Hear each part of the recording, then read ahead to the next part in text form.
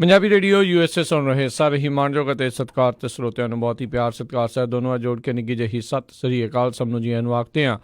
ਸੋ ਤੇ ਪ੍ਰੋਗਰਾਮ ਦੇ ਵਿੱਚ ਆਪ ਸਭ ਦਾ ਸਵਾਗਤ ਹੈ। ਪ੍ਰੋਗਰਾਮ ਲੈ ਕੇ ਹਾਜ਼ਰ ਹੋ ਚੁੱਕੇ ਹਾਂ। ਖਬਰ ਤੇ ਨਜ਼ਰ ਆਪਣੇ ਨਾਲ ਇਸ ਟਾਈਮ ਖਬਰ ਤੇ ਨਜ਼ਰ ਪ੍ਰੋਗਰਾਮ 'ਚ ਜੁੜ ਚੁੱਕੇ ਨੇ ਮਿੰਟੂ ਗੁਰਸਰੀਆ ਜੀ ਮਲੋਟ ਸਟੂਡੀਓਜ਼ ਤੋਂ। ਮਿੰਟੂ ਜੀ ਨਿੱਘੀ ਜੀ ਇਹਨੂੰ ਪਿਆਰ ਭਰੀ ਸਤਿ ਸ੍ਰੀ ਅਕਾਲ। ਸ਼ੁਕਰੀਆ ਜੀ ਸਾਰਿਆਂ ਨੂੰ, ਸਤਿ ਸ੍ਰੀ ਅਕਾਲ। ਸਾਡੇ ਅੱਜ ਦੇ ਪ੍ਰੋਗਰਾਮ ਖਬਰ ਤੇ ਨਜ਼ਰ ਨੂੰ ਸਪਾਂਸਰ ਕਰਦੇ ਨੇ ਖਾਲਸਾ ਇੰਸ਼ੋਰੈਂਸ ਏਜੰਸੀ ਵਾਲੇ, ਜਿਨ੍ਹਾਂ ਦੇ ਕੋਲੋਂ ਤੁਸੀਂ ਹਰ ਇੱਕ ਤਰੀਕੇ ਦੀ ਇੰਸ਼ੋਰੈਂਸ ਕਰਵਾ ਸਕਦੇ ਹੋ। ਪੂਰੇ ਅਮਰੀਕਾ ਭਰ ਦੇ ਵਿੱਚ ਇੰਸ਼ੋਰੈਂਸ ਕਰਦੇ ਨੇ। ਇੰਸ਼ੋਰੈਂਸ ਬਾਰੇ ਪਤਾ ਕਰਨ ਲਈ ਕਾਲ ਕਰੋ ਨੰਬਰ 408-272-2500 ਦੇ ਉੱਤੇ। ਇਸ ਦੇ ਨਾਲ Krishan Dhanota university, Satpal Singh Tracy, Jassi Gill plumbing ਵਾਲੇ, Bakersfield, Major Singh Fresno, GN tyre and lube ਵਾਲੇ, ਜਿਨ੍ਹਾਂ ਦੇ ਕੋਲੋਂ ਤੁਸੀਂ truck wash, oil change, air brake ਦਾ ਕੰਮ ਕਰਵਾ ਸਕਦੇ ਹੋ। ਨਵੇਂ ਪੁਰਾਣੇ ਟਾਇਰ ਵਾਜਿਬ ਕੀਮਤਾਂ ਦੇ ਉੱਤੇ ਖਰੀਦ ਸਕਦੇ ਹੋ। 2 ਲੋਕੇਸ਼ਨਸ ਨੇ, ਸੈਂਟਨੈਲਾ ਅਤੇ ਮਡੇਰਾ 'ਚ। ਕਾਲ ਨਿੰਮਾ ਸਹੋਤਾ 209-277-0113 ਅਤੇ ਨਾਲ ਹੀ ਸ਼ਿਕਾਗੋ ਪੀਜ਼ਾ ਵਿਦ ਟਵਿਸਟ ਵਾਲੇ, ਜਿਨ੍ਹਾਂ ਕੋਲ ਹਰ ਤਰ੍ਹਾਂ ਦਾ veg, non veg, Indian style pizza order ਕਰ ਸਕਦੇ ਹੋ। ਪੀਜ਼ਾ ਆਰਡਰ ਕਰਨ ਦੇ ਲਈ ਲੋਕੇਸ਼ਨਸ ਦੀ ਜਾਣਕਾਰੀ ਲਈ ਵੈਬਸਾਈਟ ਵਿਜ਼ਿਟ ਕਰੋ chicagopizzatwist.com। 15% ਡਿਸਕਾਊਂਟ ਦੇ ਲਈ ਕੂਪਨ ਕੋਡ 1313 ਦਾ ਇਸਤੇਮਾਲ ਕਰ ਸਕਦੇ ਹੋ। ਅਤੇ West cost truck driving school ਵਾਲੇ, ਜਿਹੜੇ ਕਿ ਤੁਹਾਨੂੰ ਟਰੱਕ ਦਾ ਲਾਇਸੈਂਸ 'ਤੇ ਬਹੁਤ ਹੀ ਵਧੀਆ ਸਿਖਲਾਈ ਦੇ ਕੇ ਲੈਣ ਦੇ ਵਿੱਚ ਸਹਾਇਤਾ ਦਿੰਦੇ ਨੇ। ਇਸ ਦੇ ਬਾਰੇ ਜਾਣਕਾਰੀ ਲਈ ਕਾਲ ਅਜੀਤ ਅਟਵਾਲ 559-374-4541। ਇਹਨਾਂ ਸਾਰਿਆਂ ਦਾ ਬਹੁਤ ਬਹੁਤ ਧੰਨਵਾਦ। ਜੇਕਰ ਤੁਸੀਂ ਜਾਂ ਕੋਈ ਹੋਰ ਕਾਰੋਬਾਰ ਇਸ ਪ੍ਰੋਗਰਾਮ ਨੂੰ ਸਪਾਂਸਰ ਕਰਨਾ ਚਾਹੁੰਦੇ ਹੋ, ਸੰਪਰਕ ਕਰੋ 408-722-7698 ਦੇ ਉੱਤੇ। ਗੱਲਬਾਤ ਦਾ ਸਿਲਸਿਲਾ ਮਿੰਟੋ ਜੀ ਸ਼ੁਰੂ ਕਰਦੇ। ਕਹਿੰਦੇ ਮੋਦੀ ਸਰਕਾਰ ਮਿਡਲ ਕਲਾਸ ਨੂੰ ਵੱਡੀਆਂ ਰਾਹਤਾਂ ਦੇਣ ਦੀ ਤਿਆਰੀ ਦੇ ਵਿੱਚ। ਇਹ ਤੇ ਉਹ ਗੱਲ ਹੈ ਨਾ ਕਿ ਅੱਗ ਲੱਗੀ ਤੋਂ ਹੁਣ ਖੂਹ ਪੱਟਣੇ ਸ਼ੁਰੂ ਕਰ ਦਿੱਤੇ ਗਏ ਆ ਜੀ। ਪਹਿਲਾਂ ਇਹਨਾਂ ਨੇ ਰਾਇਤਾਂ ਦਿੱਤੀਆਂ ਨਹੀਂ, ਪਹਿਲਾਂ ਤੇ ਰਾਤਾਂ ਦੀ ਥਾਂ ਤੇ ਆਪ ਟਾਈਮ ਪਰ ਪਾਉਂਦੇ ਰਹੇ ਆ। ਹੁਣ ਜਦੋਂ ਇਲੈਕਸ਼ਨ ਲਾਗੇ ਆਇਆ, ਹਰੇਕ ਵਰਗ ਨੂੰ ਇਹਨਾਂ ਨੇ ਆਪਣੇ ਚੌਕਟੇ 'ਚ ਰੱਖ ਲਿਆ ਕਿ ਇਹਨੂੰ ਵੀ ਖੁਸ਼ ਕਰ ਦਈਏ, ਉਹਨੂੰ ਵੀ ਖੁਸ਼ ਕਰ ਦਈਏ। ਬਹਰਹਾਲ ਇਸ ਸਮੇਂ ਤੁਹਾਨੂੰ ਪਤਾ ਹੀ ਹੈ, ਜੋ ਸਿਆਸਤ ਦਾ ਇੱਕ ਮੁੱਖ ਸੰਦ ਹੈ ਸੋਸ਼ਲ ਇੰਜੀਨੀਅਰਿੰਗ। ਉਹ ਜਿਸ ਤਰੀਕੇ ਨਾਲ ਕੀਤੀ ਜਾਂਦੀ ਆ, ਜਾਤੀ ਸਮੀਕਰਨ ਵੀ ਦੇਖੇ ਜਾਂਦੇ ਆ, ਫਿਰ ਸਮਾਜ ਦੇ ਵੱਖ-ਵੱਖ ਤਬਕਿਆਂ ਨੂੰ ਕਿਸ ਤਰ੍ਹਾਂ ਪ੍ਰਭਾਵਿਤ ਕਰਨਾ, ਉਹ ਨੁਕਤੇ ਵੀ ਭਾਲੇ ਜਾਂਦੇ ਆ, ਫਾਰਮੂਲੇ ਵੀ ਤਲਾਸ਼ੇ ਜਾਂਦੇ ਆ। ਤਾਂ ਬਹਰਹਾਲ ਖਬਰ ਇਹ ਆਉਣ ਡਈ ਆ ਕਿ ਜੋ ਇਹਨਾਂ ਦਾ ਲਾਸਟ ਬਜਟ ਸੈਸ਼ਨ ਹੈ, ਜਿਹੜਾ 1 ਫਰਵਰੀ ਤੋਂ ਸ਼ੁਰੂ ਹੋਣ ਜਾ ਰਿਹਾ, ਉਹਦੇ ਵਿੱਚ ਇਹ ਕੁਛ ਰਿਆਇਤਾਂ ਜਿਹੜੀਆਂ ਉਹ ਦੇਣ ਜਾ ਰਿਹਾ ਮਿਡਲ ਕਲਾਸ। ਤਾਂ ਸਭ ਤੋਂ ਵੱਡੀ ਰਿਆਇਤ ਜਿਹੜੀ ਹੈ ਇਸ ਸਮੇਂ ਦੱਸੀ ਜਾ ਰਹੀ ਆ, ਉਹ ਇਹ ਆ ਕਿ ਜੋ ਅੱਗੇ ਟੈਕਸ ਹੱਦ ਆ 2.5 ਲੱਖ ਦੀ, ਉਹ ਵਧਾ ਕੇ 5 ਲੱਖ ਦੀ ਕੀਤੀ ਜਾ ਸਕਦੀ ਹੈ। ਮਤਲਬ ਕਿ ਜੋ ਇਨਕਮ ਟੈਕਸ ਤੋਂ ਛੋਟ ਆ 2.5 ਲੱਖ ਤੱਕ, ਉਹਨੂੰ ਵਧਾ ਕੇ ਦੁੱਗਣਾ ਕੀਤਾ ਜਾਊਗਾ। ਮਤਲਬ ਕਿ 5 ਲੱਖ ਤੱਕ ਕਿਸੇ ਵੀ ਬੰਦੇ ਨੂੰ ਕਿਸੇ ਪ੍ਰਕਾਰ ਦਾ ਕੋਈ ਆਮਦਨ ਟੈਕਸ ਜਿਹੜਾ ਉਹ ਨਹੀਂ ਲਾਇਆ ਜਾਊਗਾ। ਤਾਂ ਦੂਜੀ ਇੱਕ ਖਬਰ ਇਹ ਆਉਂਦੀ ਪਈ ਆ ਕਿ ਕਿਸਾਨਾਂ ਨੂੰ ਵੀ ਇੱਕ ਵੱਡੀ ਰਾਹਤ ਦਿੱਤੀ ਜਾ ਸਕਦੀ ਹੈ। ਮਸਲਨ ਉਹਨਾਂ ਨੂੰ ਇੱਕ ਤਨਖਾਹ ਵੀ ਲਾਈ ਜਾ ਸਕਦੀ ਹੈ, ਔਰ ਇਸ ਤੋਂ ਇਲਾਵਾ ਇਹ ਵੀ ਐਲਾਨ ਕੀਤਾ ਜਾ ਸਕਦਾ ਕਿ ਵਿਆਜ ਮੁਕਤ ਕਰਜ਼ਾ ਦਿੱਤਾ ਜਾਊਗਾ ਉਹਨਾਂ ਨੂੰ। ਤੀਜੀ ਇੱਕ ਵੱਡੀ ਖਬਰ ਜਿਹੜੀ ਆ ਉਹ ਇਹ ਆ ਕਿ ਕਿਤੇ ਨਾ ਕਿਤੇ ਯੂਨੀਵਰਸਲ ਬੇਸਿਕ ਇਨਕਮ ਵਾਲੀ ਜਿਹੜੀ ਚਰਚਾ ਚੱਲਦੀ ਪਈ ਸੀਗੀ, ਹੋ ਸਕਦਾ ਕਿ ਉਹਦਾ ਵੀ ਐਲਾਨ ਹੋ ਜਾਵੇ। ਉਹਦੇ ਬਾਰੇ ਮੈਂ ਇੱਕ ਬਹੁਤ ਵੱਡੇ ਹਿੰਦੀ ਅਖਬਾਰ 'ਚ ਪੜ੍ਹਦਾ ਪਿਆ ਸੀਗਾ ਕਿ 2 ਤੋਂ 2.5 ਹਜ਼ਾਰ ਰੁਪਏ ਤੱਕ ਉਹ ਭੱਤਾ ਦਿੱਤਾ ਜਾ ਸਕਦਾ। ਹੁਣ ਕਿੰਨੇ ਕੁ ਲੋਕਾਂ ਨੂੰ ਦੇਣਗੇ ਇਹਦਾ ਕੋਈ ਪਤਾ ਨਹੀਂ, ਕੋਈ ਇਲਮ ਨਹੀਂ। ਤਾਂ ਹੁਣ ਤੁਸੀਂ ਦੇਖ ਲਓ ਕਿ ਕਿਸਾਨਾਂ ਨੂੰ ਵੀ ਇਹ ਪ੍ਰਭਾਵਿਤ ਕਰਨ ਦਾ ਯਤਨ ਕਰਦੇ ਪਏ ਆ, ਔਰ ਮਿਡਲ ਕਲਾਸ ਖਾਸ ਤੌਰ ਤੇ ਜਿਹੜਾ ਉਹ 2.5 ਲੱਖ ਰੁਪਏ ਤੋਂ 5 ਲੱਖ ਰੁਪਏ ਦੀ ਇਨਕਮ ਵਾਲਾ ਫੰਡਾ ਲੱਭ ਕੇ ਲਿਆਉਂਦੇ ਆ, ਤੇ ਉਹਨਾਂ ਨੂੰ ਵੀ ਪ੍ਰਭਾਵਿਤ ਕਰਨ ਦਾ ਯਤਨ ਕਰਦੇ ਪਏ। ਬਾਕੀ ਯੂਨੀਵਰਸਲ ਬੇਸਿਕ ਇਨਕਮ ਹੈ ਜਿਹੜੀ, ਉਹ ਤਾਂ ਤੁਹਾਨੂੰ ਮੈਂ ਜਦੋਂ ਕਿਹਾ ਜੋ ਤਾਂ ਵੇਖਿਆ ਜਾਊਗਾ। ਵੈਸੇ 2-2.5 ਹਜ਼ਾਰ ਰੁਪਇਆ ਕੋਈ ਮੇਰੇ ਖਿਆਲ ਦੇ ਨਾਲ ਮਾਇਨਾ ਨਹੀਂ ਰੱਖਦਾ। ਜੇ ਕੋਈ ਪੜ੍ਹਿਆ ਲਿਖਿਆ ਬੇਰੁਜ਼ਗਾਰ ਆ ਉਹਨੂੰ ਦਿੰਦੇ ਵੀ ਆ, ਕੋਈ ਵੱਡੀ ਰਕਮ ਨਹੀਂ ਆ, ਪਰ ਫਿਰ ਵੀ ਉਹ ਵੋਟਾਂ ਦੇ ਲਿਹਾਜ਼ ਨਾਲ ਬਹੁਤ ਕੁਛ ਹੈ ਜਿਹੜਾ ਇੱਧਰ ਉੱਧਰ ਕਰ ਸਕਦੀ ਹੈ। ਤਾਂ ਇਹ ਜਿਹੜਾ 2.5 ਲੱਖ ਤੋਂ 5 ਲੱਖ ਕਰਨ ਵਾਲਾ, ਮੈਂ ਕਹਿੰਦਾ ਕਿ ਇਹ ਵੀ ਜ਼ਰੂਰੀ ਸੀਗਾ, ਔਰ ਸ਼ਾਇਦ ਵੋਟਾਂ ਨੂੰ ਉਡੀਕਿਆ ਜਾ ਰਿਹਾ ਸੀਗਾ, ਕਿਉਂਕਿ ਅੱਜ ਦੇ ਸਮੇਂ ਦੇ ਵਿੱਚ 2.5 ਲੱਖ ਰੁਪਈਆ ਜਿਹੜਾ ਕੋਈ ਵੱਡੀ ਔਕਾਤ ਨਹੀਂ ਰੱਖਦਾ, ਬਸਾਤ ਨਹੀਂ ਰੱਖਦਾ ਵਾ। ਇਹ ਕੋਈ ਸਮਾਂ ਸੀ ਜਦੋਂ ਲੱਖ ਰੁਪਈਏ ਨਾਲ ਵੀ ਬੰਦੇ ਦੀ ਔਕਾਤ ਬਣ ਜਾਂਦੀ ਸੀ। ਤਾਂ ਹੁਣ 2-2.5 ਲੱਖ ਰੁਪਈਆ ਖੁਦ ਕੋਈ ਔਕਾਤ ਨਹੀਂ ਰੱਖਦਾ। ਤਾਂ ਸਾਡਾ ਇਹੋ ਜਿਹਾ ਹੀ ਸਿਸਟਮ ਹੈ ਜਿਹਦੇ ਕਰਕੇ ਲੋਕ ਜਿਹੜੇ ਉਹ ਟੈਕਸ ਚੋਰ ਬਣਦੇ ਆ, ਕਿਉਂਕਿ 2.5 ਲੱਖ ਤੋਂ ਬਹੁਤ ਸਾਰੇ ਲੋਕਾਂ ਦੀ ਇਨਕਮ ਜ਼ਿਆਦਾ ਹੁੰਦੀ ਹੈ, ਪਰ ਫਿਰ ਕਿਉਂਕਿ ਉਹਨਾਂ ਦੀਆਂ ਜ਼ਰੂਰਤਾਂ ਵੀ ਉਹੋ ਜਿਹੀਆਂ ਹੁੰਦੀਆਂ, ਤਾਂ ਉਹ ਇਸ ਟੈਕਸ ਤੋਂ ਬਚਣ ਵਾਸਤੇ ਵੱਖ-ਵੱਖ ਤਰੀਕਿਆਂ ਨੂੰ ਅੰਜਾਮ ਦਿੰਦੇ ਆ। ਤਾਂ ਜ਼ਰੂਰਤ ਇਸੇ ਗੱਲ ਦੀ ਆ ਕਿ ਇਹ ਜਿਹੜੀ ਸਲੈਬ ਆ ਥੋੜ੍ਹੀ ਖੁੱਲ੍ਹੀ ਰੱਖੀ ਜਾਵੇ, ਔਰ ਜਿਹੜੇ ਲੋਕ ਉਸ ਸਲੈਬ ਤੋਂ ਉੱਤੇ ਜਾਂਦੇ ਆ ਉਹਨਾਂ ਤੋਂ ਟੈਕਸ ਜਿਹੜਾ ਵਸੂਲਣਾ ਯਕੀਨੀ ਬਣਾਇਆ ਜਾਵੇ। ਬਾਕੀ ਇਹ ਪਟਾਰਾ ਹੁਣ ਖੁੱਲ੍ਹਦਾ ਰਹਿਣਾ, ਤੇ ਇਸ ਪਟਾਰੇ ਦੇ ਵਿੱਚੋਂ ਕੀ ਸੱਪ ਨਿਕਲਦੇ, ਕੌਡੀਆਂ ਵਾਲੇ, ਖੜੱਪੇ, ਚਿੱਟੇ, ਖੱਟੇ, ਉਹ ਆਪਾਂ ਵਿਚਾਰੀ ਚੱਲਾਂਗੇ ਨਾਲੋਂ ਨਾਲ। ਜੀ ਜੀ। ਤੇ ਮਿੰਟੂ ਜੀ, ਉਹ ਲੋਕ ਤਾਂ ਚਲੋ ਹੁਣ ਇਹ ਚੀਜ਼ ਨੂੰ ਸੁਣ ਕੇ ਚਲੋ ਸਾਰੇ ਖੁਸ਼ ਹੁੰਦੇ ਆ, ਪਰ ਉਹ ਲੋਕ ਜਿਹੜੇ ਜਦੋਂ ਸਾਰਾ ਕੁਝ ਮਿਡਲ ਕਲਾਸ ਵਾਲਿਆਂ ਦੇ ਖਿਲਾਫ ਹੋ ਰਿਹਾ ਸੀ, ਕਹਿੰਦੇ ਵੀ ਨਹੀਂ ਜੇ ਸਰਕਾਰ ਨੂੰ ਜਾਂ ਦੇਸ਼ ਨੂੰ ਅੱਗੇ ਵਧਾਉਣਾ ਤਾਂ ਇਹ ਸਾਰਾ ਕੁਝ ਕਰਨਾ ਹੀ ਪੈਣਾ ਆ, ਕਿ ਉਹਨਾਂ ਦੇ ਵਿੱਚੋਂ ਹੁਣ ਕੋਈ ਬੋਲੂਗਾ ਵੀ ਨਹੀਂ ਨਹੀਂ ਇਹ ਚੀਜ਼ ਜਿਹੜੀ ਆ ਵਾਕਿਆ ਹੀ ਵੋਟਾਂ ਬਟੋਰਨ ਦਾ ਕੰਮ ਹੋ ਰਿਹਾ? ਦੇਖੋ, ਉਹਦੇ ਵਿੱਚੋਂ ਬਹੁਤ ਸਾਰੇ ਲੋਕ ਆ ਜਿਹੜੇ ਉਹ ਬੋਲਣਗੇ ਵੀ, ਪਰ ਬਹੁਤ ਸਾਰੇ ਲੋਕ ਆ ਜਿਹੜੇ ਉਹ ਪ੍ਰਭਾਵਿਤ ਵੀ ਹੋ ਜਾਂਦੇ ਆ, ਕਿਉਂਕਿ ਬਹੁਤਾ ਚਿਰ ਲੋਕ ਆ ਜਿਹੜੇ ਉਹ ਦਿਮਾਗ ਤੇ ਜ਼ੋਰ ਨਹੀਂ ਦਿੰਦੇ ਕਿ ਪਿੱਛੇ ਕੀ ਹੋਇਆ, ਪਰ ਨਾ ਹੀ ਅੱਗੇ ਦਾ ਸੋਚਿਆ ਜਾਂਦਾ। ਉਦਾਹਰਨ ਦੇ ਤੌਰ ਤੇ ਮੰਨ ਲਓ ਜੇ ਇਹ ਪਾਲਿਸੀਆਂ ਲਾਗੂ ਵੀ ਹੋ ਜਾਂਦੀਆਂ, ਜਿੱਦਾਂ ਇੱਕ ਚੀਜ਼ ਦੇਖੋ ਤੁਸੀਂ, ਆਟਾ ਦਾਲ ਸਕੀਮ ਲਾਗੂ ਕੀਤੀ ਸੀ ਅਕਾਲੀ ਭਾਜਪਾ ਸਰਕਾਰ ਨੇ, ਸ਼ਗਨ ਸਕੀਮ ਚਾਲੂ ਕੀਤੀ ਸੀ, ਉਹਨਾਂ ਦੀ ਸਰਕਾਰ ਰਿਪੀਟ ਹੋ ਗਈ ਜੀ, ਇਹਨਾਂ 2 ਪਾਲਿਸੀਆਂ ਕਰਕੇ ਅਕਾਲੀ ਭਾਜਪਾ ਸਰਕਾਰ ਕਰਕੇ। ਹੋਇਆ ਕਿ ਜਦੋਂ ਉਹ ਰਿਪੀਟ ਹੋਏ ਉਹ ਦੋਵੇਂ ਹੀ ਸਕੀਮਾਂ ਦਮ ਤੋੜੇ। ਲੋਕਾਂ ਨੇ ਇਹ ਚੀਜ਼ ਯਾਦ ਨਹੀਂ ਰੱਖੀ, ਪਹਿਲੀ ਯਾਦ ਰੱਖ ਕੇ ਉਹਦਾ ਮੁੱਲ ਮੋੜ ਦਿੱਤਾ, ਪਰ ਦੂਜੀ ਵਾਰੀ ਜਿਹੜੀ ਚੀਜ਼ ਸੀਗੀ ਉਹ ਬਹੁਤੀ ਦੇਰ ਯਾਦ ਨਹੀਂ ਰੱਖੀ, ਕਿਸੇ ਨੇ ਉਸ ਸਕੀਮ ਤੇ ਕਦੇ ਚਰਚਾ ਵੀ ਨਹੀਂ ਕੀਤੀ। ਹਾਲਾਂਕਿ ਅਕਾਲੀਆਂ ਨੇ ਫਿਰ ਇੰਨਾ ਕੁਛ ਵਿਗਾੜ ਲਿਆ, ਉਹ ਉਸ ਪੋਜੀਸ਼ਨ 'ਚ ਹੀ ਨਹੀਂ ਆਏ ਕਿ ਕਦੇ ਉਹਨਾਂ ਨੂੰ ਸੱਤਾ ਦੇ ਦੁਬਾਰਾ ਨੇੜੇ ਵੀ ਦੇਖਿਆ ਜਾਵੇ। ਪਰ ਏਦਾਂ ਹੀ ਹੁੰਦਾ ਕਿ ਜੇ ਮੰਨ ਲਓ ਰਿਪੀਟ ਵੀ ਹੋ ਗਏ, ਅੱਜ ਐਲਾਨ ਕਰ ਦਿੱਤਾ ਤਾਂ ਕੱਲ ਨੂੰ ਇਹਨਾਂ ਪਾਲਿਸੀਆਂ ਨੂੰ ਬਦਲ ਵੀ ਸਕਦੇ ਆ, ਕਿਉਂਕਿ ਤਾਕਤ ਉਹਨਾਂ ਦੇ ਹੱਥ 'ਚ ਆ। ਤਾਂ ਇਹ ਚੀਜ਼ਾਂ ਲੋਕ ਨਹੀਂ ਸੋਚਦੇ, ਲੋਕ ਇਹਨਾਂ ਐਲਾਨਾਂ ਨਾਲ ਹੀ ਖੁਸ਼ ਹੋ ਜਾਂਦੇ ਆ। ਤਾਂ ਜਦੋਂ ਐਲਾਨ ਹੀ ਜਦ ਕੰਮ ਕਰਦੇ ਹੋਣ ਤੇ ਫਿਰ ਦੂਜੀਆਂ ਚੀਜ਼ਾਂ ਕਰਨ ਦੀ ਕੀ ਜ਼ਰੂਰਤ ਹੈ? ਪਰ ਮੇਰੇ ਖਿਆਲ ਦੇ ਨਾਲ ਦੇਖੋ ਨਾ, ਇਹ ਭਿਖਾਰੀ ਬਣਾਉਣ ਵਾਲਾ ਕੰਮ ਹੈ। ਮੈਂ ਆਟਾ ਦਾਲ ਸਕੀਮ ਦੀ ਵੀ ਵਿਰੋਧਤਾ ਕਰਦਾ ਸੀਗਾ, ਮੈਂ ਇਸ ਸਕੀਮਾਂ ਦੀ ਵੀ ਵਿਰੋਧਤਾ ਕਰਦਾ ਕਿ 2000-2500 ਦੇਣ ਦੀ ਥਾਂ ਤੇ ਤੁਸੀਂ ਰੁਜ਼ਗਾਰ ਦਿਓ, ਕਿਸਾਨ ਨੂੰ ਆਹ ਭਿਖਮੰਗਾ ਬਣਾਉਣ ਦੀ ਥਾਂ ਤੇ ਉਹਦੇ ਹੱਕ ਦਿਓ। ਔਰ ਜਿਹੜਾ ਆਹ ਸਲੈਬ ਵਾਲਾ ਜਿੱਦਾਂ ਆਪਾਂ 2.5 ਲੱਖ ਵਾਲਾ ਕਿਹਾ ਕਿ ਇਹ ਤੇ ਬਹੁਤ ਹੀ ਥੋੜਾ, ਇਹ ਤੇ 5-7 ਲੱਖ ਤੱਕ ਹੋਣੀ ਚਾਹੀਦੀ ਹੈ ਕਿ ਇਹ ਇੰਨੀ ਕੁ ਛੋਟ ਹੋਵੇ, ਔਰ ਉਸ ਤੋਂ ਅੱਗੇ ਇਹੋ ਜਿਹਾ ਪ੍ਰਬੰਧ ਹੋਵੇ ਤੁਹਾਡਾ ਕਿ ਕੋਈ ਟੈਕਸ ਚੋਰੀ ਕਰ ਹੀ ਨਾ ਸਕੇ। ਜੀ ਜੀ ਜੀ। ਅਗਲੀ ਜਿਹੜੀ ਆਪਾਂ ਗੱਲ ਕਰਦੇ, ਕਹਿੰਦੇ ਲੋਕ ਸਭਾ ਚੋਣਾਂ ਤੋਂ ਪਹਿਲਾਂ ਕਾਂਗਰਸ ਨੂੰ ਵੱਡਾ ਝਟਕਾ, ਸੀਨੀਅਰ ਲੀਡਰ ਨੇ ਪੰਜਾ ਛੱਡ ਕੇ ਫੜੀ ਤੱਕੜੀ। ਇਹ ਸੀਨੀਅਰ ਲੀਡਰ ਆ ਜੀ ਜੋਗਿੰਦਰ ਸਿੰਘ ਜੀ ਪੰਜ ਗਰਾਈ, ਇਹ ਚਲੇ ਗਏ ਆ ਹੁਣ ਅਕਾਲੀ ਦਲ ਵੱਲ। ਇਹਨਾਂ ਨੇ ਪੰਜਾ ਛੱਡ ਕੇ ਤੱਕੜੀ ਫੜ ਲਈ ਆ। ਤੱਕੜੀ ਹੁਣ ਦੇਖੋ ਕਿੱਦਾਂ ਦਾ ਤੋਲਦੀ ਆ, ਕਿ ਇਹਨਾਂ ਨੂੰ ਟਿਕਟ ਦੇ ਨਾਲ ਤੋਲਦੀ ਆ ਜਾਂ ਫਿਰ ਇਹਨਾਂ ਨੂੰ ਓਦਾਂ ਹੀ ਵਿੱਚ ਵਿਚਾਲੇ ਭੀੜ ਦੇ ਰੋਲਦੀ ਆ, ਕਿਉਂਕਿ ਇਲੈਕਸ਼ਨ ਦੀ ਰੁੱਤ ਆ। ਹੁਣ ਛੜੱਪੇ ਜਿਹੜੇ ਵਜਨੇ ਸੁਭਾਵਿਕ ਹੀ ਆ। ਵੈਸੇ ਇੱਕ ਕੰਪੀਟੀਸ਼ਨ ਵੀ ਚੱਲਦਾ ਪਿਆ ਆ ਬਠਿੰਡੇ ਦੇ ਵਿੱਚ, ਇਹਨਾਂ ਨੇ ਇੱਕ ਕਾਉਂਸਲਰ ਤੋੜਿਆ ਸੀਗਾ ਅਕਾਲੀਆਂ ਨੇ ਕਾਂਗਰਸੀਆਂ ਦਾ, ਉਹਨਾਂ ਨੇ 4 ਤੋੜ ਦਿਓ, ਕਹਿੰਦੇ ਕਿ ਚੱਲ ਜਿਵੇਂ ਤੂੰ ਚੱਲਦਾ ਉਵੇਂ ਚੱਲੂਗੀ ਜਿਗਰੀਆ ਯਾਰਾ, ਕਿ ਜਿੱਦਾਂ ਤੁਸੀਂ ਚੱਲਦੇ ਉਦਾਂ ਹੀ ਅਸੀਂ ਚੱਲਾਂਗੇ। ਹੁਣ ਇਹ ਦੇਖਦੇ ਆ ਕਿ ਜੋਗਿੰਦਰ ਸਿੰਘ ਪੰਜ ਗਰਾਈ ਲੈ ਕੇ ਆ ਤੇ ਉਸ ਤੋਂ ਬਾਅਦ ਕਾਂਗਰਸੀ ਇਹ ਕਿਸ ਤਰ੍ਹਾਂ ਦਾ ਇਹਨਾਂ ਨੂੰ ਝਟਕਾ ਦਿੰਦੇ ਆ। ਬਹਰਹਾਲ ਜੋਗਿੰਦਰ ਸਿੰਘ ਪੰਜ ਗਰਾਈ ਜਿਹੜਾ ਸੀਗਾ ਉਹ ਹਾਸ਼ੀਏ ਤੇ ਸੀਗਾ। ਕਾਂਗਰਸ ਦੇ ਵਿੱਚ ਕੁਛ ਲੀਡਰ ਹਾਸ਼ੀਏ ਤੇ ਆ, ਜਿੱਦਾਂ ਉਦਾਹਰਨ ਦੇ ਤੌਰ ਤੇ ਆਪਾਂ ਮੁਹੰਮਦ ਸਦੀਕ ਲੈ ਲਈਏ। ਮੁਹੰਮਦ ਸਦੀਕ ਨੂੰ ਕਿਸੇ ਸਮੇਂ ਇਹਨਾਂ ਨੇ ਜਿਤਾਇਆ, ਕਿਸੇ ਸਮੇਂ ਟਿਕਟ ਨਾਲ ਨਵਾਜ਼ਿਆ, ਔਰ ਬਾਅਦ ਦੇ ਵਿੱਚ ਜਦੋਂ ਉਹਨੂੰ ਜੈਤੋ ਤੋਂ ਲਿਆਂਦਾ, ਇਹ ਪਹਿਲਾਂ ਜੈਤੋ ਹੁੰਦਾ ਸੀਗਾ ਜੋਗਿੰਦਰ ਸਿੰਘ ਪੰਜ ਗਰਾਈ, ਫਿਰ ਇਹਨੂੰ ਬਦਲਿਆ ਫਰੀਦਕੋਟ ਤੋਂ ਵੀ ਇਹਨੂੰ ਟਿਕਟ ਦਿੱਤੀ ਗਈ ਸੀ, ਲੋਕ ਸਭਾ ਦੀ ਹਾਰ ਗਿਆ ਸੀਗਾ। ਤਾਂ ਹਲਕੇ ਜਦੋਂ ਬਦਲੇ ਫਿਰ ਕਿਸਮਤਾਂ ਵੀ ਬਦਲ ਜਾਂਦੀਆਂ ਕਈ ਵਾਰ। ਤਾਂ ਮੁਹੰਮਦ ਸਦੀਕ ਵੀ ਦੇਖ ਲਓ ਕਿ ਜੈਤੋ ਤੋਂ ਹਾਰ ਗਿਆ, ਉਸ ਤੋਂ ਬਾਅਦ ਅੱਜ ਠੀਕ ਆ ਉਹਦਾ ਥੋੜਾ ਚੱਲਦਾ ਹੈ, ਪਰ ਇਹਨਾਂ ਨਹੀਂ ਜਿੰਨਾ ਪ੍ਰਭਾਵ ਪਹਿਲਾਂ ਸੀਗਾ। ਏਦਾਂ ਹੀ ਇਹ ਆ ਜੋਗਿੰਦਰ ਸਿੰਘ ਪੰਜ ਗਰਾਈ ਦਾ ਹਲਕਾ ਬਦਲਿਆ ਗਿਆ, ਫਿਰ ਹਾਰ ਹੋ ਗਈ 2014 ਦੇ ਵਿੱਚ। ਉਸ ਤੋਂ ਬਾਅਦ ਇਹ ਹਾਸ਼ੀਆਗ੍ਰਸਤ ਸੀਗਾ। ਤਾਂ ਜਦੋਂ ਚਿਹਰੇ ਹਾਸ਼ੀਆਗ੍ਰਸਤ ਹੋ ਜਾਂਦੇ ਆ, ਉਹ ਫਿਰ ਕਿਤੇ ਨਾ ਕਿਤੇ ਮਹਿਸੂਸ ਕਰਦੇ, ਜਿੱਦਾਂ ਹੁਣ ਇਹਨਾਂ ਨੇ ਕਿਹਾ ਕਿ ਦੇਖੋ ਜੀ ਕਾਂਗਰਸ ਜਿਹੜੀ ਆ ਉਹ ਚਾਪਲੂਸਾਂ ਦੀ ਪਾਰਟੀ ਬਣ ਗਈ। ਤਾਂ ਇਹਦਾ ਮਤਲਬ ਕਿ ਪਹਿਲਾਂ ਤੁਸੀਂ ਵੀ ਚਾਪਲੂਸੀ ਦੀ ਸੇਵਾ ਹੀ ਕਰਦੇ ਇੰਨਾ ਚਿਰ, ਤਾਂ ਹੁਣ ਇਹਨਾਂ ਨੂੰ ਉਹ ਚਾਪਲੂਸਾਂ ਦੀ ਪਾਰਟੀ ਲੱਗਣ ਲੱਗੀ ਆ। ਅਸਲ ਦੇ ਵਿੱਚ ਚਾਪਲੂਸਾਂ ਦੀ ਪਾਰਟੀ ਨਹੀਂ, ਉਹ ਕਿਤੇ ਨਾ ਕਿਤੇ ਇਹਨਾਂ ਦੀਆਂ ਆਕਾਂਖਸ਼ਾਵਾਂ ਦੇ ਮੁਤਾਬਕ ਰਹੀ ਪਾਰਟੀ ਨਹੀਂ, ਕਿ ਜੋ ਇਹਨਾਂ ਦੀਆਂ ਆਕਾਂਖਸ਼ਾਵਾਂ ਨੇ ਉਹਨਾਂ ਤੇ ਕਿਤੇ ਨਾ ਕਿਤੇ ਖਰੀ ਨਹੀਂ ਸੀ ਉਤਰਦੀ। ਬਹਰਹਾਲ ਇਹ ਹੁਣ ਆ ਗਏ ਆ, ਪਰ ਪਹਿਲੀ ਦਫਾ ਲੋਕ ਵੈਸੇ ਟਿਚਰਾਂ ਕਰਦੇ ਪਏ ਸੋਸ਼ਲ ਮੀਡੀਆ ਤੇ, ਕਹਿੰਦੇ ਪਹਿਲੀ ਦਫਾ ਇਸ ਤਰ੍ਹਾਂ ਹੋਇਆ ਕਿ ਪਾਰਟੀ ਛੱਡਣ ਵਾਲੀ ਦੀ ਪਾਰਟੀ ਹੈ ਜਿਹੜੀ ਉਹ ਖੁਸ਼ੀ ਚ ਲੱਡੂ ਵੰਡਣ ਡਈ ਆ, ਤੇ ਜਿਨ੍ਹਾਂ ਨੇ ਉਹਨੂੰ ਲਿਆ ਉਹਨਾਂ ਦੇ ਸਮਰਥਕ ਜਿਹੜੇ ਉਹ ਮਾਯੂਸ ਹੋਣ ਡੇ, ਮੱਥੇ ਤੇ ਹੱਥ ਮਾਰਨ ਡੇ ਕਿ ਪ੍ਰਧਾਨ ਨੇ ਆ ਕੀ ਕਰ ਲਿਆ, ਇਹ ਬੰਦਾ ਕਿੱਧਰੋਂ ਲੈ ਆਉਂਦਾ।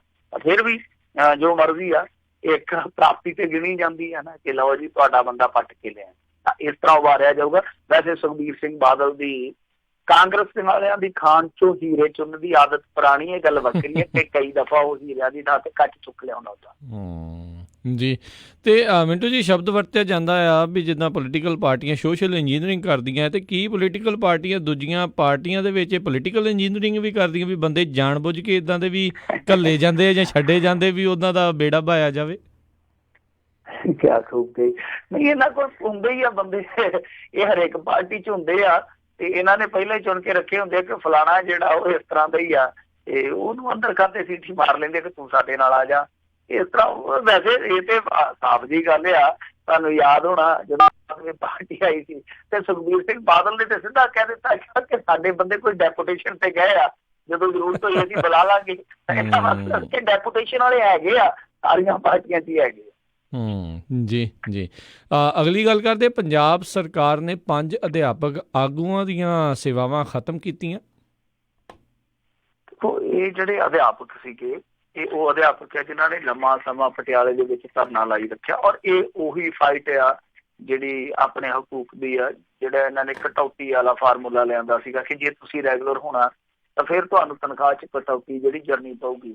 ਉਹਨੂੰ ਲੈ ਕੇ ਸੰਘਰਸ਼ ਵਿੱਢ ਦਿੱਤਾ ਸੀ ਕੁਛ ਲੋਕਾਂ ਨੇ, ਕੁਛ ਅਧਿਆਪਕਾਂ ਨੇ ਉਹ ਜਿਹੜਾ ਪ੍ਰਪੋਜ਼ਲ ਸੀਗਾ ਪ੍ਰਵਾਨ ਕਰ ਲਿਆ, ਪਰ ਕੁਛ ਅਧਿਆਪਕ ਸੀਗੇ ਜਿਹੜੇ ਉਹ ਅੜ ਗਏ, ਉਹਨਾਂ ਨੇ ਸੰਘਰਸ਼ ਕੀਤਾ। ਤਾਂ ਫਿਰ ਇਹਨਾਂ ਨੇ ਐਲਾਨ ਕੀਤਾ ਸੀਗਾ ਕਿ ਅਸੀਂ ਤੁਹਾਡੀਆਂ ਮੰਗਾਂ ਜਿਹੜੀਆਂ ਉਹ ਮੰਨ ਲਵਾਂਗੇ। ਤਾਂ ਜਦੋਂ ਧਰਨਾ ਚੁੱਕਿਆ ਗਿਆ ਉਸ ਤੋਂ ਬਾਅਦ ਇਹ ਮੰਗਾਂ ਆਪਣੀਆਂ ਲਾਗੂ ਨਹੀਂ ਸੀ ਕਰ ਰਹੇ, ਜੇ ਇਹਨਾਂ ਨੇ ਮੰਨੀਆਂ ਸੀਗੀਆਂ। ਤਾਂ ਉਸ ਤੋਂ ਬਾਅਦ ਲੋਹੜੀ ਜਿੱਦਣ ਹੋਈ ਤਾਂ ਲੋਹੜੀ ਵਾਲੇ ਦਿਨ ਲੋਹੜਾ ਇਹ ਹੋਇਆ ਕਿ ਉਹ ਅਧਿਆਪਕ ਜਿਹੜੇ ਆ ਉਹ ਮੋਤੀ ਮਹਿਲ ਦੇ ਵਿੱਚ ਲੋਹੜੀ ਮੰਗਣ ਚਲੇ ਗਏ, ਪਰ ਲੋਹੜਾ ਜਿਵੇਂ ਮੈਂ ਤੁਹਾਨੂੰ ਕਿਹਾ ਕਿ ਉੱਥੋਂ ਲੋਹੜੀ ਤੇ ਕੀ ਮਿਲਣੀ ਸੀਗੀ, ਉਲਟਾ ਉਹਨਾਂ ਨੂੰ ਕੇਸ ਮਿਲ ਗਏ। ਤਾਂ ਕੇਸ ਹੀ ਨਹੀਂ, ਉੱਥੇ ਧੱਕਾ ਧੋੜੀ ਵੀ ਮਿਲ ਗਈ। ਤਾਂ ਇਹਨਾਂ ਨੇ ਹੁਣ ਕੀ ਕੀਤਾ, ਇਸ ਗੱਲ ਤੋਂ ਤਿਲ ਮਲਾਇਆ ਨੇ ਕਿ ਜਿਹੜੇ ਇਹਨਾਂ ਦੇ 5 ਵੱਡੇ ਆਗੂ ਆ, ਜਿੱਦਾਂ ਸਰਬ ਸਿੱਖਿਆ ਅਭਿਆਨ ਯੂਨੀਅਨ ਦੇ ਮੇਰੇ ਖਿਆਲ ਦੇ ਨਾਲ ਉਹਨਾਂ ਦਾ ਨਾਮ ਇੱਕ ਹਰਦੀਪ ਸਿੰਘ ਟੋਡਰਪੁਰ ਆ, ਕਾਫੀ ਵਧੀਆ ਬੁਲਾਰੇ ਵੀ ਆ, ਭਾਰਤ ਕੁਮਾਰ ਆ, ਹਰਵਿੰਦਰ ਸਿੰਘ ਆ, ਦਿਦਾਰ ਸਿੰਘ ਮੁੱਦਕੀ ਬੜੇ ਮਸ਼ਹੂਰ ਆ, ਹਰਜੀਤ ਸਿੰਘ ਜਿੰਦਾ, ਇਹਨਾਂ ਸਾਰਿਆਂ ਦੀਆਂ ਸੇਵਾਵਾਂ ਹੀ ਖਤਮ ਕਰ ਦਿੱਤੀਆਂ, ਮਤਲਬ ਕਿ ਇਹਨਾਂ ਦਾ ਪਤਾ ਹੀ ਕੱਟ ਦਿੱਤਾ। ਇਹ ਹੁਣ ਜਿਹੜਾ ਸੰਘਰਸ਼ ਸੀਗਾ ਉਹ ਮੇਰੇ ਖਿਆਲ ਦੇ ਨਾਲ ਤਿੱਖਾ ਹੋਊਗਾ, ਕਿਉਂਕਿ ਇਸ ਤਰ੍ਹਾਂ ਸੇਵਾਵਾਂ ਖਤਮ ਕਰ ਦੇਣੀਆਂ, ਔਰ ਮੈਂ ਇਸ ਕਰਕੇ ਕਰ ਦੇਣੀ ਆ ਕਿ ਤੁਸੀਂ ਬੋਲਦੇ ਕਿਉਂ। ਹੁਣ ਦੇਖੋ, ਆਹੀ ਸਾਡਾ ਪੋਲੀਟੀਕਲ ਸਿਸਟਮ ਗੰਦਲਾ ਹੈ ਨਾ, ਕਿ ਜਦੋਂ ਕਾਂਗਰਸ ਵਿਰੋਧੀ ਧਿਰ ਦੇ ਵਿੱਚ ਸੀਗੀ ਤੇ ਇਹ ਦੇਖੋ ਕਿਵੇਂ ਤਰਲੋ ਮੱਛੀ ਹੁੰਦੇ ਸੀਗੇ, ਕਦੇ ਹਾਈਵੇ ਜਾਮ ਕਰ ਦਿੱਤਾ, ਕਦੇ ਜਾ ਕੇ ਸ਼ੂਗਰ ਮਿੱਲਾਂ ਦੇ ਅੱਗੇ ਨਾਟਕ ਕਰਨ ਲੱਗ ਪਏ, ਕਦੇ ਰੈਲੀਆਂ ਕਰਦੇ ਸੀਗੇ, ਕਾਹਦੇ ਕਰਕੇ ਕਿ ਅਸੀਂ ਵੀ ਹੱਕ ਮੰਗਦੇ ਆ ਪੰਜਾਬ ਦਾ, ਪੰਜਾਬ ਦੇ ਲੋਕਾਂ। ਤੇ ਆਹ ਜਿਹੜੇ ਲੋਕ ਹੈ ਵੀ ਤੇ ਆਪਣਾ ਹੱਕ ਮੰਗਦੇ ਆ ਨਾ, ਤੁਸੀਂ ਜ਼ੁਬਾਨ ਕਰਕੇ ਮੁੱਕਰ ਜਾਂਦੇ ਹੋ, ਤੁਸੀਂ ਵਾਅਦੇ ਕਰਕੇ ਮੁੱਕਰ ਜਾਂਦੇ ਹੋ, ਤੁਸੀਂ ਪਾਲਿਸੀਆਂ ਲਾਗੂ ਕਰਕੇ ਫੇਰ ਮੁੱਕਰ ਜਾਂਦੇ ਹੋ। ਪਰ ਜਿਹੜੇ ਲੋਕ ਇਸ ਤਰ੍ਹਾਂ ਇੱਕ ਸ਼ਾਂਤਮਈ ਢੰਗ ਨਾਲ ਆਪਣਾ ਵਿਖਾਵਾ ਕਰਦੇ ਆ, ਰੋਸ ਕਰਦੇ ਆ, ਤੁਸੀਂ ਉਹਨਾਂ ਦੀ ਗੱਲ ਸੁਣਦੀ ਥਾਂ ਤੇ ਉਹਨਾਂ ਨੂੰ ਜਾਇਜ਼ ਜੋ ਉਹਨਾਂ ਦੀਆਂ ਮੰਗਾਂ, ਉਹਨਾਂ ਦੇ ਹੱਕ ਦੇਣ ਦੀ ਥਾਂ ਤੇ ਉਹਨਾਂ ਨੂੰ ਉਲਟਾ ਜਾਂ ਤੇ ਧੱਕੇ ਦਿੰਦੇ ਹੋ, ਤੇ ਜਾਂ ਫਿਰ ਆਹ ਜਿਹੜਾ ਤੁਸੀਂ ਕੰਮ ਫੜਿਆ ਕਿ ਚੁੱਪ ਕਰਕੇ ਉਹਨਾਂ ਦੀਆਂ ਸੇਵਾਵਾਂ ਹੀ ਰੱਦ ਕਰਦੇ ਹੋ ਜਾਂ ਝਟਕਾ ਦਿੰਦੇ। ਤਾਂ ਮੇਰੇ ਖਿਆਲ ਦੇ ਨਾਲ ਬੜੀ ਗੰਦੀ ਪੋਲਿਟਿਕਸ ਆ, ਬਹੁਤ ਗੰਦੀ ਪੋਲਿਟਿਕਸ ਆ। ਇਹ ਉਹ ਲੋਕ ਆ ਜਿਹੜੇ ਇਸ ਸਮੇਂ ਸੱਤਾ 'ਚ ਬੈਠੇ, ਜਦੋਂ ਇਸ ਤਰ੍ਹਾਂ ਅਕਾਲੀ ਭਾਜਪਾ ਸਰਕਾਰ 'ਚ ਹੁੰਦਾ ਸੀਗਾ ਤਾਂ ਉਦੋਂ ਇਹ ਤਿੰਗ ਕੇ ਕਹਿੰਦੇ ਸੀਗੇ ਧੱਕਾ ਹੋ ਰਿਹਾ, ਧੱਕਾ ਹੋ ਰਿਹਾ, ਤੇ ਬੰਦਾ ਪੁੱਛੇ ਆਹ ਹੁਣ ਕੀ ਹੋ ਰਿਹਾ। ਉਹ ਜ਼ਰੂਰਤ ਇਸ ਗੱਲ ਦੀ ਆ ਕਿ ਇਹਨਾਂ ਨੂੰ ਜਿਹੜੇ ਅਧਿਆਪਕ ਆ ਹੱਕ ਦਿੱਤੇ ਜਾਣ, ਹਕੂਕ ਦਿੱਤੇ ਜਾਣ, ਇਸ ਤਰ੍ਹਾਂ ਇਹਨਾਂ ਨੂੰ ਦੁਰਕਾਰਿਆ ਨਾ ਜਾਵੇ। ਜੀ ਜੀ। ਅਗਲੀ ਜਿਹੜੀ ਗੱਲ ਕਰਦੇ, ਕਹਿੰਦੇ ਕਾਂਗਰਸੀ ਵਿਧਾਇਕ ਜੀਰਾ ਦਾ ਨੇੜਲਾ ਸਾਥੀ ਗ੍ਰਿਫਤਾਰ।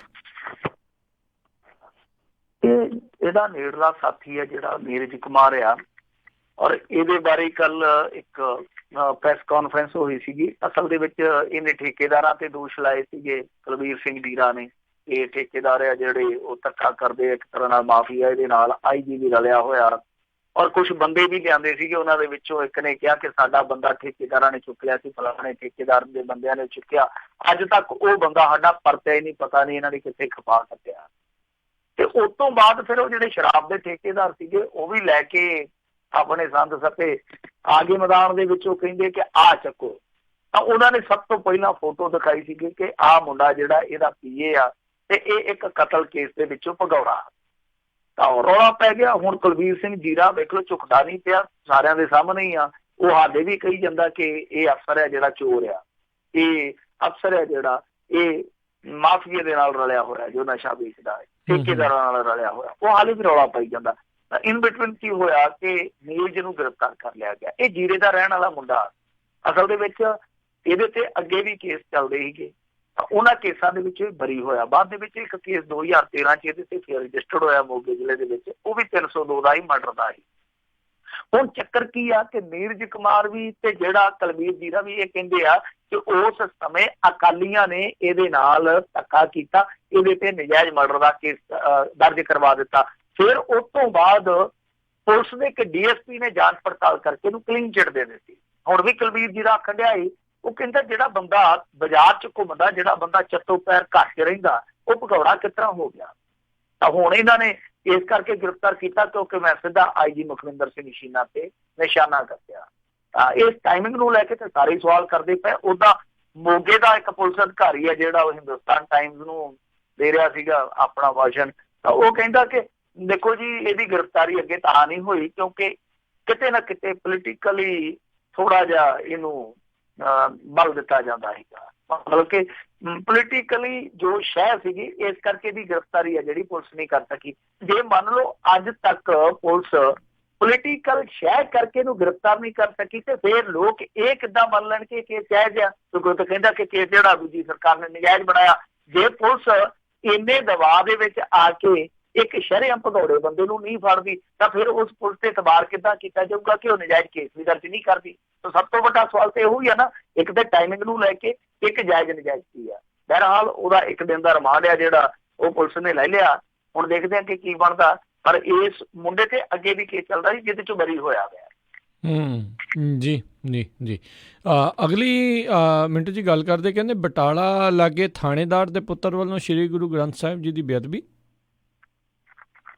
ਦੇਖੋ ਸ਼ਾਮੀ ਜੇ ਖਬਰ ਆਈ ਆ, ਬੜੀ ਹੈਰਾਨ ਕਰਨ ਵਾਲੀ ਖਬਰ ਆ ਕਿ ਕੋਈ ASI ਸੀਗਾ ਬਟਾਲੇ ਦੇ ਲਾਗੇ ਪਿੰਡ ਧੁੱਪਸੜੀ ਆ, ਉਹਦੇ ਵਿੱਚ ਉਹਦਾ ਮੁੰਡਾ ਗਿਆ ਗੁਰਦੁਆਰੇ ਦੇ ਵਿੱਚ। ਉੱਥੇ ਇਹਨੇ ਰਾਤ ਨੂੰ ਮਤਲਬ ਕਿ 1:30 ਦਾ ਟਾਈਮ ਸੀਗਾ, ਉੱਥੇ ਜਾ ਕੇ ਪਹਿਲਾਂ ਤੇ ਜਿਹੜੀ ਗੁਰੂ ਘਰ ਦੀ ਗੋਲਕ ਸੀਗੀ ਉਹਨੂੰ ਖੋਲਣ ਦਾ ਯਤਨ ਕੀਤਾ, ਪਰ ਬਾਅਦ ਦੇ ਵਿੱਚ ਇਸ ਸੁਖਾਸਨ ਕੋਲੇ ਚਲੇ ਗਿਆ।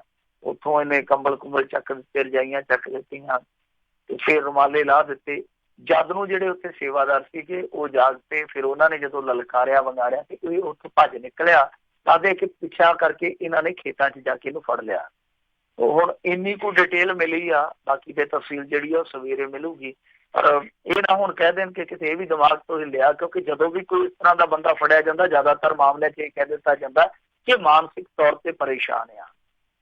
ਮਾਨਸਿਕ ਤੌਰ ਤੇ ਪਰੇਸ਼ਾਨ ਇਸ ਤਰ੍ਹਾਂ ਦੇ ਧਾਰਮਿਕ ਸਥਾਨਾਂ 'ਚ ਕਿਉਂ ਜਾ ਰਹੇ ਅੱਜ ਕੱਲ੍ਹ, ਇੱਕ ਬਹੁਤ ਵੱਡਾ ਸਵਾਲ ਹੈ। ਜਾਂ ਇਹ ਜਿਹੜੀਆਂ ਇਸ ਤਰ੍ਹਾਂ ਦੀਆਂ ਚੋਰੀਆਂ ਕੀਤੀਆਂ ਜਾ ਰਹੀਆਂ ਜਾਂ ਇਸ ਤਰ੍ਹਾਂ ਦੀਆਂ ਹਰਕਤਾਂ ਕੀਤੀਆਂ ਜਾ ਰਹੀਆਂ, ਇਹਨਾਂ ਨੂੰ ਰੋਕਣ ਲਈ ਕੀ ਕਦਮ ਚੁੱਕੇ ਜਾਣ, ਕੀ ਇਹਦੇ ਤੇ ਕੋਈ ਐਕਸ਼ਨ ਪਲਾਨ ਲਾਗੂ ਕੀਤਾ ਜਾਵੇ, ਉਹਦੇ ਬਾਰੇ ਸਾਰੀਆਂ ਧਿਰਾਂ ਜਿਹੜੀਆਂ ਉਹ ਸੁਝਾਅ ਦੇ ਕੇ ਜਾਂ ਇੱਕ ਦੋ ਦਿਨ ਚੌਕਸੀ ਦੇ ਕੇ ਫਿਰ ਮੁੜ ਕੇ ਸ਼ਾਂਤ ਹੋ ਜਾਂਦੀਆਂ। ਪਰ ਇਹ ਮਸਲਾ ਜਿਹੜਾ ਉਹ ਇਸ ਸਮੇਂ ਬਹੁਤ ਗੁੰਝਲਦਾਰ ਆ। ਬੇਅਦਬੀਆਂ ਦਾ ਮਾਮਲਾ ਜਿਹੜਾ ਬਹੁਤ ਗੁੰਝਲਦਾਰ ਆ, ਕਿਉਂਕਿ ਕੁਛ ਮਾਮਲਿਆਂ 'ਚ ਮਾਮਲੇ ਅਨਟਰੇਸ ਰਹਿ ਜਾਂਦੇ ਆ, ਕੁਛ ਮਾਮਲਿਆਂ ਦੇ ਵਿੱਚ ਦੋਸ਼ੀ ਫੜੇ ਜਾਂਦੇ ਆ ਤਾਂ ਉਹ ਮਾਨਸਿਕ ਬਿਮਾਰ ਨਿਕਲਦੇ ਆ, ਕੁਛ ਮਾਮਲਿਆਂ 'ਚ ਰੰਜਿਸ਼ ਹੁੰਦੀ ਆ, ਕੁਛ ਮਾਮਲੇ ਏਦਾਂ ਦੇ ਹੁੰਦੇ ਆ ਜਿਨ੍ਹਾਂ ਦਾ ਕੋਈ ਭੇਤ ਨਹੀਂ ਹੁੰਦਾ।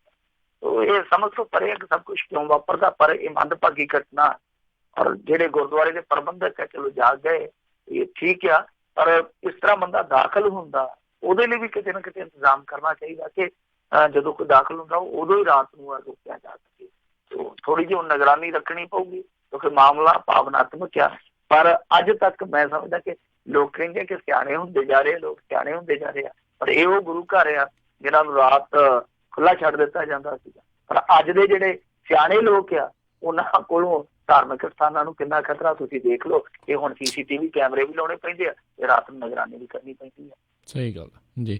ਅਗਲੀ ਗੱਲ ਕਰਦੇ, ਕਹਿੰਦੇ STF ਮੁਖੀ ਮੁਹੰਮਦ ਮੁਸਤਫਾ ਨੇ ਪੰਜਾਬ ਵਿੱਚ ਨਸ਼ਿਆਂ ਦੇ ਮੁੱਦਿਆਂ ਤੇ ਰੱਖਿਆ ਪੱਖ। STF ਮੁਖੀ ਦਾ ਇਹ ਕੈਪਟਨ ਅਮਰਿੰਦਰ ਸਿੰਘ ਦਾ ਬੁਲਾਰਾ ਹੀ ਆ। ਸਾਡੀ ਇਹਦੀ ਜਿਹੜੀ ਆ ਉਹ ਮੰਤਰੀ ਆ, ਉਹ ਸਾਰਾ ਕੁਛ ਓਦਾਂ ਦਾ ਹੀ। ਕੈਪਟਨ ਅਮਰਿੰਦਰ ਸਿੰਘ ਬੜਾ ਸਾਰਾ ਡਾਇਲੋਗ ਕਹਿੰਦਾ ਕਿ ਨਸ਼ੇ ਦਾ ਲੱਕ ਟੁੱਟ ਗਿਆ ਜੀ, ਜਿੱਦਾਂ ਪੰਜਾਬੀ 'ਚ ਕਹਿੰਦੇ ਆ, ਤੇ ਨਸ਼ਾ ਬਸ ਆਲਮੋਸਟ 10% ਹੀ ਰਹਿ ਗਿਆ। ਇੱਕ ਤੇ ਇਹ ਪਤਾ ਨਹੀਂ ਕਿੱਥੋਂ ਥਰਮਾਮੀਟਰ ਸਾਈ ਤੇ ਬਣਾ ਕੇ ਲਿਆਏ ਆ, ਇੱਕ ਫੀਸਦਾਂ ਬੜੀਆਂ ਕੱਢਦੇ ਆ। ਕੁਲਵੀਰ ਸਿੰਘ ਜੀਰਾ ਕਹਿਣ ਡਿਆ ਸੀਗਾ ਜੀ ਕਿ 60% ਨਸ਼ਾ ਖਤਮ ਹੋ ਗਿਆ, 40 ਕੁ ਰਹਿ ਗਿਆ। ਰਾਹੁਲ ਗਾਂਧੀ ਸੀਗਾ ਜਿਹੜਾ, ਉਹ ਇੱਕ ਵਾਰੀ ਕਹਿ ਗਿਆ ਸੀਗਾ, ਕਹਿੰਦਾ ਜੀ ਕਿ ਪੰਜਾਬ ਦੀ ਜਵਾਨੀ ਜਿਹੜੀ ਉਹ 70% ਨਸ਼ੇੜੀ ਆ। ਹੁਣ ਇਹ ਕਹਿੰਦੇ ਆ ਕਿ ਦੇਖੋ ਜੀ ਨਸ਼ਾ ਜਿਹੜਾ 10% ਰਹਿ ਗਿਆ। ਹੁਣ ਇਹਨਾਂ ਤਿੰਨਾਂ ਚੋਂ ਕਿਹਦੇ ਤੇ ਯਕੀਨ ਕਰੋਗੇ ਤੁਸੀਂ? ਫਿਰ ਇਹ ਕਹਿੰਦਾ ਪਿਆ STF ਦਾ ਮੁਖੀ ਕਿ ਦੇਖੋ ਜੀ ਵੱਡੇ ਵੱਡੇ ਜਿਹੜੇ ਮਗਰਮੱਛ ਸੀ ਜਾਂ ਤੇ ਉਹ ਭੱਜ ਗਏ ਆ ਜਾਂ ਦੱਬ ਗਏ ਆ। ਕਿੱਧਰ ਨੂੰ ਭੱਜ ਗਏ ਆ, ਕਿੱਧਰ ਦੱਬ ਗਏ ਆ, ਇਹ ਬੜੀ ਵੱਡੀ ਗੱਲ ਆ। ਔਰ ਕਿਉਂਕਿ ਇਹੀ ਸਰਕਾਰ ਸੀਗੀ ਜਿਹੜੇ ਵਿਰੋਧੀ ਧਿਰ ਦੇ ਵਿੱਚ ਹੁੰਦਿਆਂ ਇਹਨਾਂ ਦੇ ਲੀਡਰ ਕਹਿ ਕਰਦੇ ਸੀਗੇ ਕਿ ਫਲਾਣਾ ਮਗਰਮੱਛ, ਧਮਕਾਣਾ ਮਗਰਮੱਛ, ਇਹਨੂੰ ਫੜ ਕੇ ਅੰਦਰ ਸੁੱਟ ਦਿਆਂਗੇ, ਇਹ ਕਰ ਦਿਆਂਗੇ, ਉਹ ਕਰ ਦਿਆਂਗੇ। ਇਹਨਾਂ ਦੇ 40 ਵਿਧਾਇਕਾਂ ਨੇ ਇੱਕ ਅਕਾਲੀ ਆਗੂ ਨੂੰ ਅੰਦਰ ਕਰਵਾਉਣ ਵਾਸਤੇ ਕਿੰਨੀ ਜਦੋਜਹਿਦ ਕੀਤੀ ਸੀ। ਉਹ ਅਕਾਲੀ ਆਗੂ ਕੌਣ? ਮਜੀਠੀਆ। ਇਹਨਾਂ ਇਹ ਕੀਤਾ ਹੈਗਾ। ਮਗਰਮੱਛ ਕਿੱਧਰ ਗਿਆ, ਉਹ ਇੱਕ ਬਹੁਤ ਵੱਡਾ ਸਵਾਲ ਹੈ। ਪਰ ਬਿਲਕੁਲ ਇਹਨਾਂ ਨੇ ਉਸ ਤੇ ਤਰਜੇ ਅਮਲ ਤੇ ਸਭ ਕੁਛ ਕਰਕੇ ਅੱਜ ਆਪਦਾ ਪੱਲਾ ਝਾੜ ਲਿਆ, ਜਿੱਦਾਂ ਕੈਪਟਨ ਅਮਰਿੰਦਰ ਸਿੰਘ ਕਰਦਾ ਕਿ ਅਸੀਂ ਜੀ ਸਭ ਕੁਛ ਕਰਦੇ ਪਏ ਹਾਂ, ਨਸ਼ੇ ਦਾ ਲੱਕ ਟੁੱਟ ਚੁੱਕਿਆ। ਔਰ ਇਹ ਇੱਕ ਬਹੁਤ ਵੱਡੀ ਸਮੱਸਿਆ, ਨਸ਼ੇ ਦੀ ਖਾਤਮੇ ਦੀ ਜ਼ਿੰਮੇਵਾਰੀ ਹੈ ਜਿਹੜੀ ਉਹ ਸਿਰਫ STF ਦੀ ਨਹੀਂ, ਪੂਰੇ ਪੰਜਾਬ ਪੁਲਿਸ ਦੀ ਹੈ। ਪੂਰੇ ਪੰਜਾਬ ਪੁਲਿਸ ਦੀ ਤਾਂ ਹੈ, ਪਰ ਤੁਹਾਡੀ ਪੰਜਾਬ ਪੁਲਿਸ ਜਿਹੜੀ ਆ ਉਹ ਤੇ ਆਪ ਬਦਨਾਮੀਆਂ ਖੱਟਣ ਡਈ ਇਹੋ ਜਿਹੇ ਮਾਮਲਿਆਂ ਦੇ ਵਿੱਚ। ਤੁਹਾਡੇ DGP ਤੋਂ ਲੈ ਕੇ ADGP, ਤੁਹਾਡੇ IG, ਤੁਹਾਡੇ SSP, ਤੁਹਾਡੇ SHO, ਕਿੰਨੇ ਅਫਸਰਾਨ ਆ ਤੁਹਾਡੇ ਜਿਹੜੇ ਉਹ ਇਸੇ ਗਰਦ ਦੇ ਨਾਲ ਲਿਬੜੇ ਹੋਏ ਆ। ਤਾਂ ਜ਼ਰੂਰਤ ਤੇ ਇਸ ਗੱਲ ਦੀ ਆ ਨਾ ਕਿ ਪਹਿਲਾਂ ਆਪਣਾ ਘਰ ਜਿਹੜਾ ਉਹ ਸ਼ਾਨੋ ਆਪਣਾ ਘਰ ਹੈ ਜਿਹੜਾ ਸੁੰਭਰੋ, ਫਿਰ ਦੂਜੇ ਪਾਸੇ ਤੁਰੋ। ਪਰ ਮੇਰੇ ਖਿਆਲ ਦੇ ਨਾਲ ਟੋਟਲੀ ਜਿਹੜਾ ਇਹਨਾਂ ਨੇ ਪੱਖ ਰੱਖਿਆ ਨਾ, ਉਹ ਇੱਕ ਤਰ੍ਹਾਂ ਨਾਲ ਕਹਿ ਲਈਏ ਕਿ ਸਰਕਾਰ ਦੀ ਤਰਜ਼ਮਾਨੀ ਕਰਦਿਆਂ ਰੱਖਿਆ। ਜੇ ਇਹਨਾਂ ਨੇ ਫੋਰਸ ਦੀ ਤਰਜ਼ਮਾਨੀ, ਨਰੋਲ ਫੋਰਸ ਦੀ ਤਰਜ਼ਮਾਨੀ ਕੀਤੀ ਹੁੰਦੀ ਤਾਂ ਸ਼ਾਇਦ ਫਿਰ ਇਹ ਸੱਚ ਦੇਖ ਕੇ ਗੱਲ ਕਰਦੇ। ਤਾਂ ਇਹ ਕੱਚ ਘਰੜ ਗੱਲ ਆ ਕਿ 10% ਨਸ਼ਾ ਰਹਿ ਗਿਆ, ਫਲਾਂ % ਨਸ਼ਾ ਰਹਿ ਗਿਆ। ਨਸ਼ਾ ਪੰਜਾਬ ਦੇ ਵਿੱਚੋਂ ਘਟਿਆ ਨਹੀਂ, ਨਸ਼ਾ ਪੰਜਾਬ ਦੇ ਵਿੱਚੋਂ ਖਤਮ ਨਹੀਂ ਹੋਇਆ। ਹਾਂ, ਮਹਿੰਗਾ ਜ਼ਰੂਰ ਹੋ ਗਿਆ, ਕੁਛ ਥਾਵਾਂ ਤੇ ਜਿਹੜਾ ਮਿਲਣਾ ਥੋੜਾ ਜਿਹਾ ਔਖਾ ਹੋ ਗਿਆ। ਪਰ ਇਹ ਕਹਿਣਾ ਕਿ 10% ਰਹਿ ਗਿਆ ਜਾਂ ਖਤਮ ਹੋ ਗਿਆ ਜਾਂ ਖਤਮ ਹੋ ਜਾਊਗਾ, ਮੇਰੇ ਖਿਆਲ ਦੇ ਨਾਲ ਬੜੀ ਦੂਰ ਦੀ ਕੌਡੀ ਆ। ਜੀ ਜੀ ਜੀ। ਅਗਲੀ ਗੱਲ ਕਰੀਏ, ਗੁਫੇ ਵਾਲੇ ਬਾਬੇ ਵਾਲੀ ਜਿਹੜੀ ਹਨੀਪ੍ਰੀਤ ਨੂੰ ਜੇਲ੍ਹ ਦੇ ਵਿੱਚੋਂ ਫੋਨ ਕਰਨ ਦੀ ਕਹਿੰਦੇ ਮਿਲੀ ਹੈ ਇਜਾਜ਼ਤ। ਜੇਲ੍ਹਾਂ ਵਿੱਚੋਂ ਫੋਨ ਆਉਣਗੇ ਹੁਣ ਹੁਣ ਤੇ ਜੇਲ੍ਹਾਂ ਦੇ ਵਿੱਚ ਵੀ ਫੋਨ ਆਉਣਗੇ। ਦੇਖੋ ਚੰਗੀ ਖੁਸ਼ੀ ਮਿਲੀ ਹੈ ਇਹਨਾਂ ਨੂੰ, ਕਿਉਂਕਿ 2-3 ਦਿਨ ਪਹਿਲਾਂ ਇੱਕ ਬਹੁਤ ਵੱਡਾ ਝਟਕਾ ਮਿਲਿਆ। ਦੱਸਦੇ ਜਦੋਂ ਉਹ ਝਟਕਾ ਲੱਗਾ ਤੇ ਉਧਰ ਸੁਨਰੀਆ ਜੇਲ੍ਹ ਦੇ ਵਿੱਚ ਜਿਹੜਾ ਇਹਨਾਂ ਦਾ ਬਾਬਾ ਸੀ ਉਹ ਬਾਂਗ ਮਾਰਦਾ ਸੀਗਾ, ਚੀਕਾ ਮਾਰਦਾ ਸੀਗਾ। ਇੱਧਰੋਂ ਆਂਦੇ ਹਨੀਪ੍ਰੀਤ ਰੋਣੋਂ ਨਹੀਂ ਸੀ ਹਟਦੀ, ਇਹਦਾ ਵੀ ਬਲੱਡ ਘਟ ਗਿਆ, ਉਹਨੂੰ ਵੀ ਉਹਨਾਂ ਨੇ ਦਵਾਈ ਦਿੱਤੀ। ਸੋ ਠੀਕ ਕੀਤਾ। ਉਸ ਤੋਂ ਬਾਅਦ ਚਲੋ ਹੁਣ ਥੋੜੀ ਜਿਹੀ ਰਾਹਤ ਮਿਲੀ ਆ। ਅਸਲ ਦੇ ਵਿੱਚ ਕੀ ਆ ਕਿ ਇੱਕ ਟੈਲੀਫੋਨ ਦੀ ਸਹੂਲਤ ਆ ਜੇਲ੍ਹਾਂ ਦੇ ਵਿੱਚ ਇਹਨਾਂ ਦਿਨਾਂ 'ਚ, ਔਰ ਉਹ ਕਾਲਿੰਗ ਹੁੰਦੀ ਆ ਹਫ਼ਤੇ ਦੀ, ਕਈ ਥਾਵਾਂ ਤੇ ਉਹ ਵੈਸੇ ਮੇਰੇ ਖਿਆਲ ਦੇ ਨਾਲ ਰੋਜ਼ਮਰਾ ਦੀ ਵੀ ਹੈ ਸਹੂਲੀਅਤ। ਇਹ ਜਿਹੜੀ ਹਨੀਪ੍ਰੀਤ ਸੀਗੀ ਇਹਨੂੰ ਸਹੂਲੀਅਤ ਨਹੀਂ ਸੀ ਦਿੱਤੀ ਜਾ ਰਹੀ। ਇਹਨੇ ਪਹਿਲਾਂ ਪਟੀਸ਼ਨ ਪਾਈ ਸੀਗੀ ਹੇਠਲੀ ਅਦਾਲਤ ਦੇ ਵਿੱਚ, ਫਿਰ ਉਸ ਤੋਂ ਬਾਅਦ ਮੇਰੇ ਖਿਆਲ ਦੇ ਨਾਲ ਇਹ ਹਾਈ ਕੋਰਟ ਦੇ ਵਿੱਚ ਆਈ ਆ ਕਿ ਜੋ ਆਮ ਜੇਲ੍ਹੀਆਂ ਨੂੰ ਸਹੂਲੀਅਤ ਦਿੱਤੀ ਜਾਂਦੀ ਆ ਮੈਨੂੰ ਵੀ ਉਹ ਸਹੂਲੀਅਤ ਦਿੱਤੀ ਜਾਵੇ। ਵੈਸੇ ਇਹਦੇ ਅਕਾਊਂਟ ਵੀ ਫਰੀਜ਼ ਆ, ਉਹਦੇ ਬਾਬਤ ਵੀ ਇਹਨੇ ਪਹਿਲਾਂ ਅਪੀਲ ਪਾਈ ਸੀ, ਪਤਾ ਨਹੀਂ ਖਾਤੇ ਖੁੱਲ ਗਏ ਜਾਂ ਨਹੀਂ। ਪਰ ਆਹ ਜਿਹੜੀ ਕਿਸਮਤ ਇਹਦੀ ਖੁੱਲੀ ਆ ਕਿ ਘੱਟੋ ਘੱਟ ਹੁਣ ਕਾਲਿੰਗ ਕਰ ਸਕਦੀ ਹੈ। ਕਾਲਿੰਗ ਕਿੱਥੇ ਕਰੂਗੀ ਬੀਬੀ? ਉਹਦੇ ਲਈ 2 ਨੰਬਰ ਹੈ ਜਿਹੜੇ ਉਹ ਰਜਿਸਟਰਡ ਕਰਵਾਉਣੇ ਪੈਣਗੇ। ਹੁਣ ਸੁਨਰੀਆ ਜੇਲ੍ਹ ਦਾ ਤੇ ਨੰਬਰ ਮਿਲਣਾ ਨਹੀਂ ਹੈ ਕਿਉਂਕਿ ਜੇਲ੍ਹ ਤੋਂ ਜੇਲ੍ਹ ਨਹੀਂ ਗੱਲ ਹੋਣੀ। ਗੱਲ ਤੇ ਹੁਣ ਜਿਹੜੀ ਆ ਉਹ ਤੁਸੀਂ ਆਪਣੇ ਰਿਲੇਟਿਵ ਨਾਲ ਹੀ ਕਰ ਸਕਦੇ ਹੋ, ਕਿਸੇ ਨਾਲ ਜਾਂ ਕਿਸੇ ਹੋਰ ਮਿੱਤਰ ਨਾਲ ਕਰ ਸਕਦੇ ਹੋ। ਤਾਂ ਉਹ 2 ਨੰਬਰ ਪਹਿਲਾਂ ਰਜਿਸਟਰਡ ਕਰਵਾਉਣੇ ਹੁੰਦੇ ਆ, ਤਾਂ ਉਹ ਫਿਰ ਵੈਰੀਫਾਈਡ ਹੁੰਦੇ ਆ। ਉਸ ਤੋਂ ਬਾਅਦ ਕਾਲਿੰਗ ਚੱਲਦੀ ਆ। ਉਹ ਕਿਹੜੇ ਹੋਣਗੇ ਇਹਦੇ ਬਾਰੇ ਆਪਾਂ ਨੂੰ ਕੋਈ ਇਲਮ ਨਹੀਂ। ਜੀ ਜੀ। ਜਾਂਦੇ ਗੱਲ ਕਰ ਲਈਏ, ਕਹਿੰਦੇ ਪੰਜਾਬ ਦੇ ਪੰਚਾਇਤ ਮੰਤਰੀ ਨੇ ਕੀਤਾ ਸਾਫ਼, ਪੰਚਾਂ ਸਰਪੰਚਾਂ ਨੇ ਨਹੀਂ ਹੋਵੇਗਾ ਜਿਹੜਾ ਡੋਪ ਟੈਸਟ। ਮਿੰਟੂ ਜੀ ਤੁਹਾਡੀ ਆਵਾਜ਼ ਟੁੱਟ ਗਈ। ਅੱਛਾ, ਹਾਂਜੀ, ਪੰਚਾਂ ਸਰਪੰਚਾਂ ਦਾ ਡੋਪ ਟੈਸਟ ਨਹੀਂ ਹੋਊਗਾ ਜੀ ਜੀ। ਅੱਜ ਇਹਦਾ ਟ੍ਰਿਬਿਊਨ 'ਚ ਬਿਆਨ ਲੱਗਿਆ ਸੀ ਮੇਰੇ ਖਿਆਲ ਦੇ ਨਾਲ ਤ੍ਰਿਪਤਰਜਿੰਦਰ ਸਿੰਘ ਬਾਜਵਾ ਦਾ। ਦੇਖੋ ਇਹਨਾਂ ਨੇ ਜਿਹੜੀ ਗੱਲ ਕਹੀ ਆ ਇਹ ਉਹੀ ਸਰਪੰਚ ਪੰਚਾਂ ਨੂੰ ਡੋਪ ਟੈਸਟ ਦਾ ਡਰਾਵਾ ਦੇਣ ਵਾਲੇ ਆ ਜਿਹੜੇ ਕਹਿੰਦੇ ਸੀਗੇ ਕਿ ਪੰਚਾਇਤਾਂ ਦੇ ਡੋਪ ਟੈਸਟ ਕਰਵਾਏ ਜਾਣਗੇ, ਤੇ ਹੁਣ ਕਹਿੰਦੇ ਆ ਕਿ ਜ਼ਰੂਰਤ ਹੀ ਨਹੀਂ। ਨਾਲ ਕਹਿੰਦੇ ਆ ਕਿ ਦੇਖੋ ਉਹ ਤਾਂ ਮੈਂ ਦਾਵਾ ਜਿਹਾ ਮਾਰਿਆ ਸੀ, ਡਰਾਵਾ ਜਿਹਾ ਮਾਰਿਆ ਸੀ ਤਾਂ ਕਿ ਖਾਣ ਪੀਣ ਵਾਲੇ ਲੋਕ ਆ ਜਿਹੜੇ ਉਹ ਇਲੈਕਸ਼ਨ ਤੋਂ ਬਾਹਰ ਰਹਿਣ। ਤੇ ਲੋਕ ਕਹਿੰਦੇ ਕਿ ਖਾਣ ਪੀਣ ਵਾਲੇ ਪਤਾ ਨਹੀਂ ਜਿੱਤੇ ਜਾਂ ਹਾਰੇ ਆ, ਪਰ ਉਹਨਾਂ ਨੇ ਜਿੱਤਣ ਵਾਸਤੇ ਕੌਣ ਪਿਆਉਣ ਵਾਲੀ ਕੋਈ ਕਸਰ ਨਹੀਂ ਛੱਡੀ। ਇਹ ਗੱਲ ਪੱਕੀ ਆ। ਹੁਣ ਇਹ ਕਹਿੰਦੇ ਆ ਇਹ ਬਸ ਇੱਕ ਦਾਵਾ ਸੀਗਾ, ਤੇ ਜੇ ਲੋੜ ਪਈ ਕਿਤੇ ਸ਼ੱਕ ਚੁੱਕ ਪਿਆ ਕੋਈ ਸ਼ਿਕਾਇਤ ਆਈ ਤੇ ਉਹਦਾ ਡੋਪ ਟੈਸਟ ਕਰਵਾ ਲਾਂਗੇ। ਹਾਲਾਂਕਿ ਪਹਿਲਾਂ ਤੇ ਇਹਨਾਂ ਨੇ ਸਰਕਾਰੀ ਕਰਮਚਾਰੀਆਂ ਦਾ ਵੀ ਡੋਪ ਟੈਸਟ ਲਾਜ਼ਮੀ ਕਰ ਦਿੱਤਾ ਸੀਗਾ। ਤੇ ਇਹ ਮੰਤਰੀ ਜਿਹੜਾ ਵੈਸੇ ਕਮਾਲ ਦਾ ਮੰਤਰੀ ਆ ਥੋੜੇ ਦਿਨ ਪਹਿਲਾਂ ਨਾ ਇੱਕ ਵੀਡੀਓ ਦਾ ਰੌਲਾ ਪੈ ਗਿਆ। ਵੀਡੀਓ ਵੇਖ ਲਓ, ਘਪਲਾ ਕਰਕੇ ਇੱਕ ਜ਼ਿਲ੍ਹੇ ਦੇ ਵਿੱਚੋਂ ਇਸ ਸਮੇਂ ਗੁਰਦਾਸਪੁਰ ਜ਼ਿਲ੍ਹੇ ਦੇ ਇਹਨਾਂ ਦੇ ਆਪਣੇ ਹਲਕੇ 'ਚ ਜਾ ਕੇ ਜੌਬ ਕਰਨ ਲੱਗ ਪਿਆ। ਤੇ ਜਦੋਂ ਪੱਤਰਕਾਰਾਂ ਨੂੰ ਪਤਾ ਲੱਗਾ, ਉਹਨਾਂ ਨੇ ਪੁੱਛਿਆ ਕਿ ਇਹ ਕੀ ਮਾਜਰਾ ਬਾਬਾ ਜੀ, ਇਹ ਬੰਦਾ ਤੇ ਕਾਗਜ਼ਾਂ 'ਚ ਭਗੌੜਾ ਘਪਲੇ ਵਾਲੇ ਕੇਸ 'ਚ। ਤੇ ਇਹ ਕਹਿੰਦੇ ਕਿ ਕੋਈ ਨਹੀਂ, ਸਾਡੇ ਇਲਾਕੇ 'ਚ ਆ ਗਿਆ, ਮੈਂ ਇਸੇ ਕਰਕੇ ਲਾਇਆ ਕਿ ਗਾਂ ਤੋਂ ਹੁਣ ਅੱਗੇ ਤੋਂ ਚੋਰੀ ਨਹੀਂ ਕਰੂਗਾ, ਮੇਰਾ ਦਾਵਾ ਰਹੂਗਾ, ਡਰਾਵਾ ਰਹੂਗਾ। ਹੁਣ ਡੋਪ ਟੈਸਟ ਦਾ ਵੀ ਕਹਿੰਦੇ ਡਰਾਵਾ ਰਹੂਗਾ। ਸੁਮੇਧ ਸੈਣੀ ਨੂੰ ਵੀ ਇਹਨਾਂ ਨੇ ਡਰਾਵਾ ਮਾਰ ਦਿੱਤਾ ਹੋਊਗਾ ਜਦੋਂ ਅਸੈਂਬਲੀ 'ਚ ਕਹਿੰਦੇ ਸੀ ਕਿ ਅਸੀਂ ਘੜੀਸ ਕੇ ਨੂੰ ਅੰਦਰ ਸੁੱਟਾਂਗੇ। ਸੁਮੇਧ ਸੈਣੀ ਤੇ ਇਹਨਾਂ ਦੇ ਕੈਪਟਨ ਅਮਰਿੰਦਰ ਸਿੰਘ ਨੂੰ ਅੰਦਰ ਸੁੱਟਾਉਣ ਨੂੰ ਫਿਰਦਾ ਹੁਣ ਕਲੋਜ਼ਰ ਰਿਪੋਰਟ ਦੇ ਖਿਲਾਫ ਉਹ ਤੇ ਜਾ ਕੇ ਉਹ ਪਟੀਸ਼ਨ ਪਾਈ ਬੈਠਾ। ਤਾਂ ਇਹ ਮੇਰੇ ਖਿਆਲ ਦੇ ਨਾਲ ਦਾਬਾ ਮੰਤਰੀ ਬਣਾ ਦੇਣਾ ਚਾਹੀਦਾ, ਕਿਉਂਕਿ ਤ੍ਰਿਪਤਰਜਿੰਦਰ ਸਿੰਘ ਬਾਜਵਾ ਹੋ ਰਹੀ ਹਰੇਕ ਮਾਮਲੇ 'ਚ ਕਹਿੰਦੇ ਕਿ ਮੇਰਾ ਦਾਬਾ। ਤਾਂ ਮੈਂ ਅੱਗੇ ਵੀ ਲਿਖਿਆ ਸੀਗਾ ਆਪਣੇ ਪੇਜ ਤੇ ਕਿ ਇਹਨੂੰ ਦਾਬਾ ਮੰਤਰੀ ਬਣਾ ਦੇਣਾ ਚਾਹੀਦਾ, ਔਰ ਹੋ ਸਕੇ ਤੇ ਦੇ ਕੇ ਸੈੱਟ ਸਪੀਕਰ ਬਿਠਾ ਕੇ ਇਹਦੇ ਤੋਂ ਅਨਾਊਂਸਮੈਂਟਾਂ ਰਾਹੀਂ ਦਾਬੇ ਮਰਵਾਉਣੇ ਚਾਹੀਦੇ ਆ। ਸ਼ਾਇਦ ਵੱਡੀ ਖੋਰ, ਰਿਸ਼ਵਤਖੋਰ ਜਾਂ ਜਿਹੜੇ ਹੋਰ ਘਪਲੇਬਾਜ਼ ਆ ਜਾਂ ਹੋਰ ਜਿਹੜੇ ਜੇਬ ਕਤਰੇ ਆ ਉਹ ਡਰ ਜਾਣ, ਸਾਰਾ ਕੁਛ ਸੁਧਰ ਜਾਵੇ।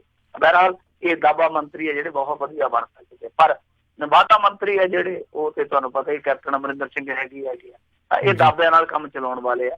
ਦਾਬਿਆਂ ਨਾਲ ਕੀ ਜਿਵੇਂ ਆਂਦੇ ਨੇ ਨਾ ਅਟਕਲ ਬੱਚੂ ਚੌੜ ਚਪੱਟ ਵਾਲਾ ਕੰਮ ਆ ਕਿ ਇਸ ਤਰ੍ਹਾਂ ਕਰਾ ਕੇ ਜਿਹੜਾ ਟਾਈਮ ਲੰਘਾਉਣ ਡੇ ਆ। ਇਹ ਜਿਹੜੀ ਕਾਂਗਰਸ ਦੀ ਹੁਣ ਤੱਕ ਦੀ ਕਾਰਕਰਦਗੀ ਦੱਸਦੀ ਆ ਕਿ ਜਿਹੜੀ ਇੱਕ ਟੀਮ ਦਰਕਾਰ ਸੀਗੀ ਪੰਜਾਬ ਨੂੰ। ਦੇਖੋ, ਸਰਕਾਰ ਹੋਣੀ ਵੱਖਰੀ ਗੱਲ ਆ, ਸਰਕਾਰ ਦੇ ਰੂਪ ਦੇ ਵਿੱਚ ਇੱਕ ਟੀਮ ਹੋਣੀ ਵੱਖਰੀ ਗੱਲ ਆ, ਪਰ ਜਿਸ ਤਰੀਕੇ ਦੀ ਇੱਕ ਟੀਮ ਦੀ ਜ਼ਰੂਰਤ ਸੀ, ਜਿੱਦਾਂ ਅੱਜ ਪੰਜਾਬ ਹੈ ਜਿਹੜਾ ਮੰਝਧਾਰ 'ਚ ਫਸਿਆ ਹੋਇਆ, ਉਹਦੀ ਬੇੜੀ ਨੂੰ, ਉਹਦੀ ਕਿਸ਼ਤੀ ਨੂੰ ਪਾਰ ਕਰਨ ਵਾਲੀ ਉਹ ਟੀਮ ਨਹੀਂ ਬਣ ਸਕਦੀ। ਸਭ ਤੋਂ ਵੱਡੀ ਗੱਲ ਇਹ ਆ ਕਿ ਇਹ ਇੱਕ ਸਿਰਫ ਆਰਡੀਨਰੀ ਸਧਾਰਨ ਸਰਕਾਰ ਹੈ ਜਿਹੜਾ ਆਪਣਾ ਤੱਕ ਮਤੱਕੇ ਨਾਲ ਟਾਈਮ ਪਾਸ ਕਰਦੀ ਹੈ, ਜਦ ਕਿ ਸਾਨੂੰ ਜ਼ਰੂਰਤ ਸੀ ਕਿ ਐਸੀ ਟੀਮ ਦੀ ਜਿਹੜੀ ਇਸ ਪੰਜਾਬ ਨੂੰ ਜੋ ਬਹੁਤ ਵੱਡੇ ਮੁਸੀਬਤਾਂ ਦੇ ਜਾਲ ਦੇ ਵਿੱਚ ਫਸਿਆ ਹੋਇਆ, ਇਹਨੂੰ ਬਾਹੋਂ ਕੱਢ ਕੇ ਕਿਨਾਰੇ ਤੇ ਲੈ ਗਏ। ਸੋ ਟੀਮ ਜਿਹੜੀ ਆ ਉਹ ਇਹਨਾਂ ਦੀ ਨਹੀਂ ਬਣੀ। ਕੋਈ ਇੱਧਰ ਨੂੰ ਜਾਂਦਾ, ਕੋਈ ਉੱਧਰ ਨੂੰ ਜਾਂਦਾ, ਕੋਈ ਸੱਜੇ ਆ, ਕੋਈ ਖੱਬੇ ਆ, ਕੋਈ ਦਾਬਾ ਮੰਤਰੀ ਆ, ਕੋਈ ਵਾਧਾ ਮੰਤਰੀ ਆ। ਇਹਨਾਂ ਨੇ ਏਦਾਂ ਹੀ ਕਰਾ ਕੇ ਬਸ ਸਮਾਂ ਲਗਾ ਜਾਣਾ। ਜੀ ਤੇ ਮਿੰਟੂ ਜੀ, ਬਹੁਤ ਬਹੁਤ ਤੁਹਾਡਾ ਧੰਨਵਾਦ। ਤੁਸੀਂ ਸਾਡੇ ਨਾਲ ਜੁੜੇ ਇਹਨਾਂ ਖਬਰਾਂ ਬਾਰੇ ਸਾਨੂੰ ਜਾਣਕਾਰੀਆਂ ਦਿੱਤੀਆਂ। ਅਗਲੀ ਵਾਰ ਤੱਕ ਲਈ ਬੜੀ ਮਿਹਰਬਾਨੀ। ਪਿਆਰ ਭਰੀ ਸਤਿ ਸ਼੍ਰੀ ਅਕਾਲ ਜੀ। ਸਤਿ ਸ਼੍ਰੀ ਅਕਾਲ ਜੀ। ਤੇ ਸਰੋਤਿਓ, ਇੱਥੇ ਹੀ ਸਾਡਾ ਅੱਜ ਦਾ ਪ੍ਰੋਗਰਾਮ ਸਮਾਪਤ। ਮਿਲਦੇ ਹਾਂ ਤੁਹਾਨੂੰ ਸਾਰਿਆਂ ਨੂੰ ਅਗਲੀ ਵਾਰ। ਉਦੋਂ ਤੱਕ ਲਈ ਮੇਰੇ ਵੱਲੋਂ ਵੀ ਪਿਆਰ ਭਰੀ ਨਿੱਘੀ ਸਤਿ ਸ਼੍ਰੀ ਅਕਾਲ। ਜਿੰਦੇ ਵਾਸਤੇ ਦਿਓ, ਹੱਸਦੇ ਖੇਲਦੇ ਰਹੋ, ਸੁਣਦੇ ਰਹੋ ਪੰਜਾਬੀ ਰੇਡੀਓ USA।